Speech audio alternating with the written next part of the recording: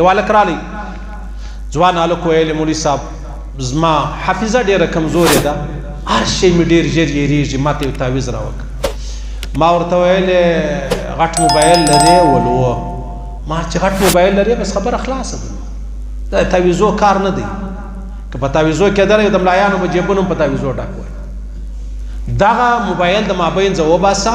دا زموږ د خلکو خبره پخوا به که سته یادېږي د موبایل زمانه نه وه پیټیسیل زمانه وه ټلیفونانو موږ به د سلو ټلیفونانو نمبرونه زده ولو د پلاني دکان د پلاني دفتر د پلاني کور د پلاني انډیوال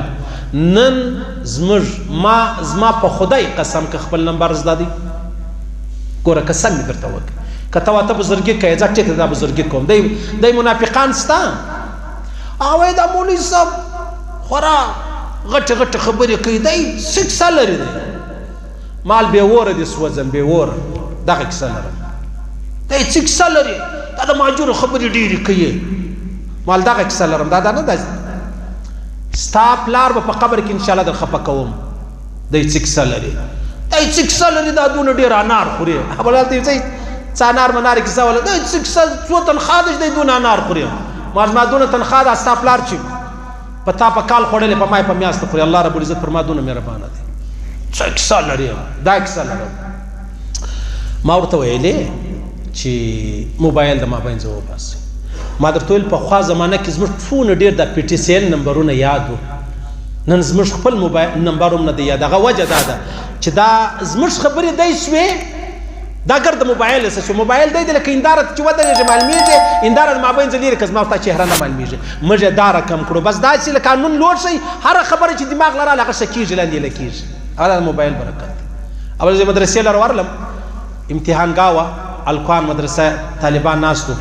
پرچې ورکولې چې ورغلم بیا خالي دا یوه خبره ورته وکړه ما زه به پیاس پیل خبره در وښیم وګورئ د کوم طالب غټ موبایل دی هغه پیل بل پازای خبره خلاصه دا خبره خلاصه ده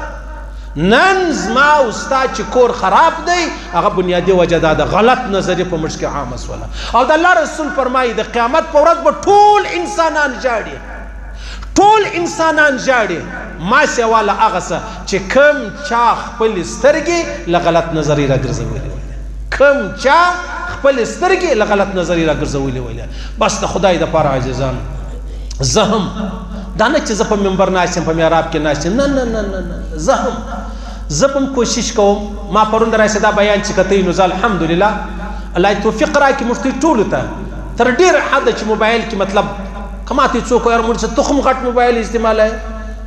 صحیح ته ما مشوره وه دا دی لکه یو سړی چې ډاکټر ته وایي ډاکټر سره ستا خپل هم ټوخی کېږي هغه وایي ته ما مشوره ته خالي شا راوګرځه بس تندر ولګو نور وځه ته ما څه کوې چې زما ټوخی کېږي ته راغلی دې لرې چې ډاکټر صاحب زما علاج کوي ما پرېږده ما ورب سره